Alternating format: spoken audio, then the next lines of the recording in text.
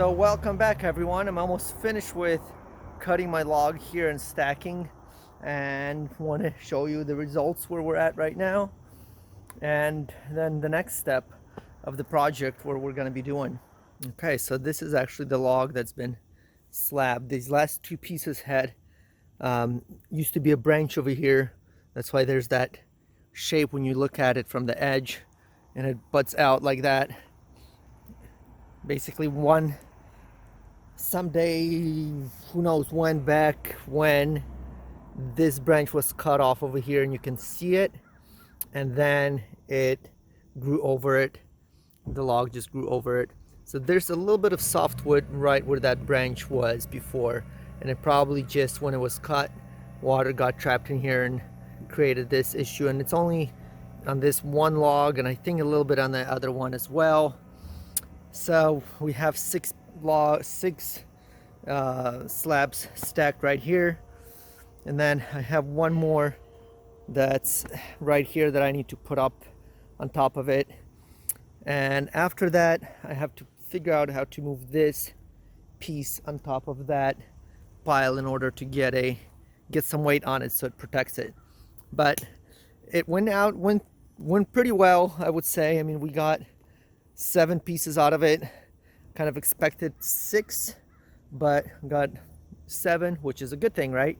And then there's still useful material off of this, but I'm gonna keep it like it is, just because you can see there's not that much of it. I mean, I could maybe get another 1 inch or 2 inch, 1 inch piece, and I could probably do that later on when it dries. And I don't like to waste any of the wood, so I try to use up as much as I can.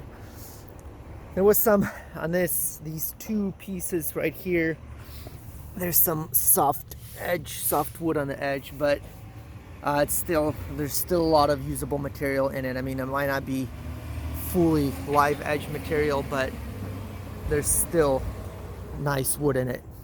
So with this being finished, hopefully I can get it stacked on today, and then I'll be heading on this log and getting this baby milled before I change out my bar to a smaller one to mill the cedar and the other stuff through the back.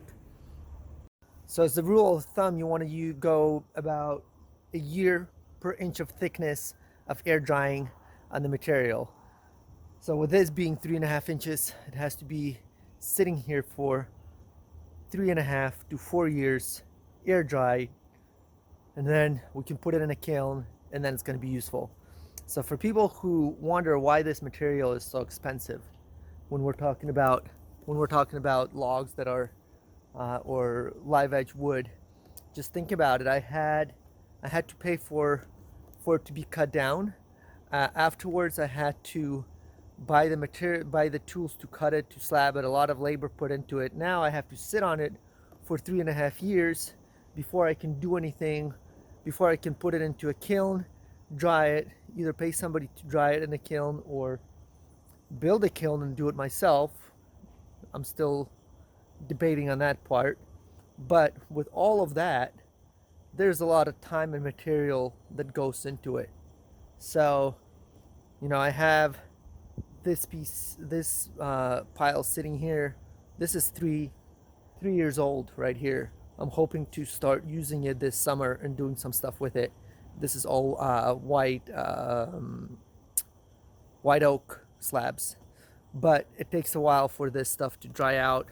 And then some of this stuff, that I have cut up, like that pile right there in the bag, that's a year-old pile, exactly a year. I cut it last November, so there's still 3 years for it to go. I'm probably going to be able to use this a little bit faster than 3.5 years, probably maybe 2.5, because it's been sitting cut for a while, so some of the water already left the log. We'll just have to check and see. I mean, you can put it in the kiln before. It takes longer in the kiln and it reacts differently, so air drying is the best method to do it.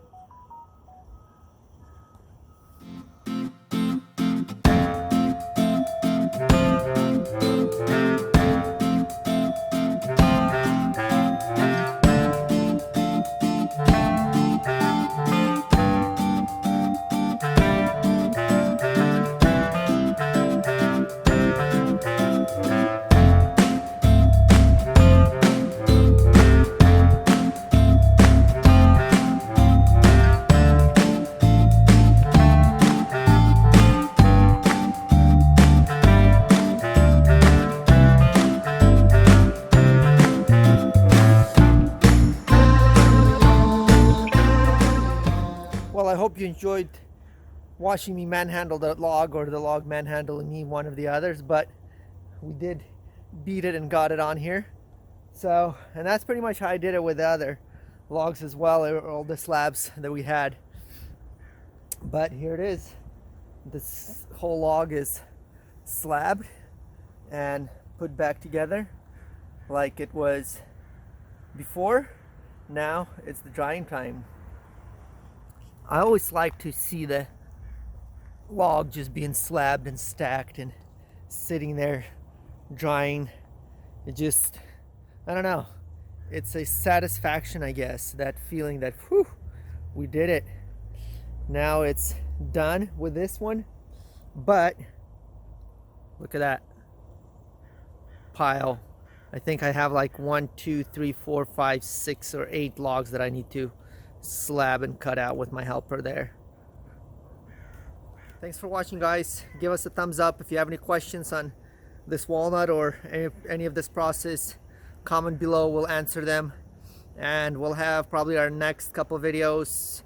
We'll be getting ready to cut the next log out while we still have our big bar in our mill, and I'll show you how we cut the first cut and the most important part about it. So that'll be in our next video. Thanks for watching again. Subscribe, and we'll see you next time.